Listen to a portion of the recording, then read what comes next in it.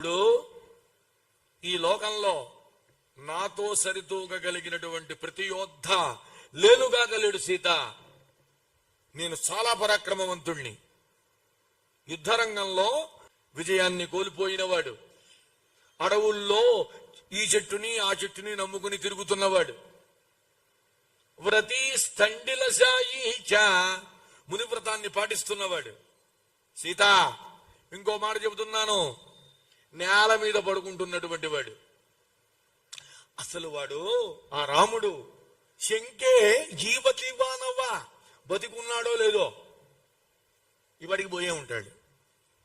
పైన ఒకడున్నాడు, రాముణ్ణి సర్వస్వంగా భావించిన మహానుభావుడు.